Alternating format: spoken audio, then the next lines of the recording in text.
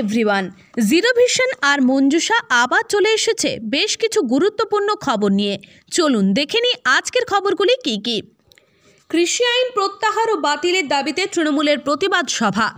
কৃষি আইন প্রত্যাহার ও বাতিলের দাবিতে পশ্চিম মেদিনীপুর জেলার কেশিয়াড়িতে সুবিশাল মিছিল ও পথসভা করল তৃণমূল। গতকালের বিজেপির পরিবর্তন যাত্রার পাল্টা মিছিল ও সভায় পরিণত হলো এদিনের মিছিল ও সভা। এদিনের এই মিছিল কয়েক হাজার কর্মীকে নিয়ে কেশিয়াড়ি হাই স্কুলের মাঠ থেকে শুরু হয়ে বাস স্ট্যান্ডে এসে পৌঁছায় এবং সভা সংগঠিত হয়।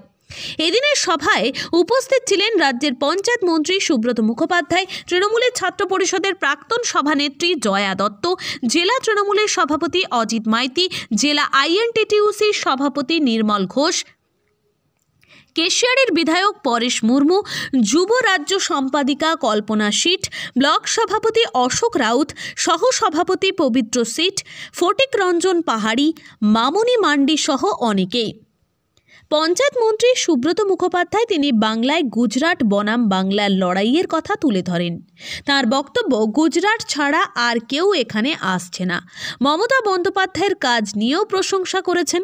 সুব্রত মুখোপাধ্যায়ের দাবি, 10 বছরে যা করেছেন কোনো মুখ্যমন্ত্রী করেননি। বিজেপি নেতাদের বহিরাগত কটাক্ষ করে তাদের বাংলায় ঢুকে অশান্তি পাকানোর অভিযোগ তোলেন। বক্তব্যে বলেন, কিছু মানুষ দিল্লি হয়ে পশ্চিমবাংলায় ঢুকছে বাংলাকে অশান্ত করতে। কটাক্ষ করতে ছাড়েননি বিজেপির পরিবর্তন যাত্রার রথ ও জয় শ্রীরাম ধ্বনি নিয়েও। মন্ত্রীর কটাক্ষ, রথে তো ঠাকুর দেবতা যায়, রথে আবার কবে নাড্ডা যায়? নাড্ডা কি ঠাকুর হয়ে গেল? কোনোদিন দেখেছেন এই ধরনের নাটক? বাংলায় অনেক কাজ হয়েছে। 2021-এ বাংলায় তৃণমূল ক্ষমতায় এলে প্রথম লক্ষ্য হবে রাজ্যে কারখানা ও বেকারদের চাকরি করা। মঞ্চে দাঁড়িয়ে মমতা বন্দ্যোপাধ্যায়ের মনের কথা বলে যান সুব্রতবাবু। তিনি বলেন, এই পথ যদি নতুন করে খুলতে চান তাহলে উদারভাবে মমতা বন্দ্যোপাধ্যায়কে আশীর্বাদ করুন।